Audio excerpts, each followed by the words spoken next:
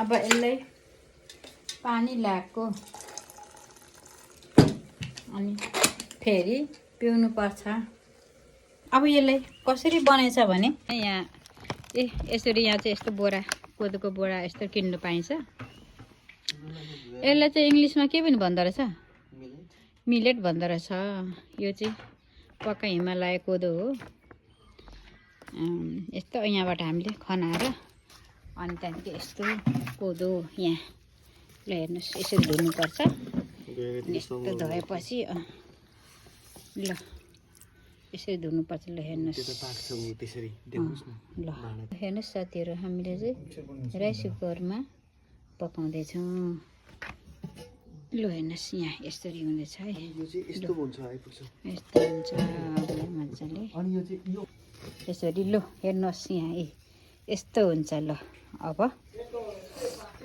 ल ठिक छ। भिडियो बनाएको रहेन रहेछ।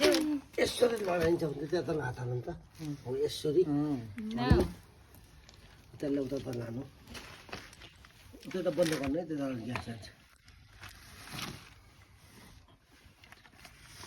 कोदोलाई यसरी पकाएर यहाँ खनाइएछ। अब यो कोदो भन्छ अथवा नेपाली कोदो हिमालय माउन्टेन अर्थात् के अरे मिलेट भन्छ।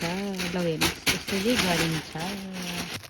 हेर्नुहोस् है मर्चा यसरी लगाइन्छ। धुलो पारेको यो मर्चालाई यो चाहिँ अब पहिला च्याप्टो ठुलो डल्लो थियो त्यसलाई चाहिँ च्याप्टाको पाउडर धुलो बनाइदिएको इजी होस् भनेर अगाडि नै च्याप्टाइराखेको।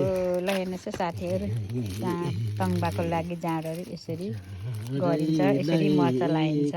मर्चाले चाहिँ इङ्ग्लिसमा के भन्छ अरे? काका धेरै भयो होला त्यो खरो न खरो पारेर यसलाई चाहिँ अब यसरी चलाइन्छ। ल हेर्नुहोस् है यसरी गरेर चलाइन्छ। तङ्बा खानु त हेर्दा सजिलो तर साह्रै गाह्रो छ तङ्बाको लागि बनाउनुलाई। हाप्ला यसले हाप्ला भन्छ यसरी। यो यसले चाहिँ हाप्ला भनिन्छ। 2 दिन 3 दिनको दिनमा चाहिँ यो फेरि अर्को भाँडामा चढ्छ। अर्को भाँडामा लगाउनु पर्छ है। पकाएको हाप्ला अब यो भाँडामा सारिन्छ। ल हेर्नुहोस् साथीहरू,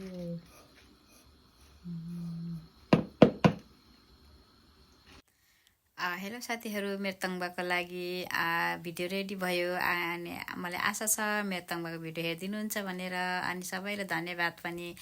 And I will hope everybody watching my Tongva video, and thank you so much everybody, and bye bye next video. See you next video.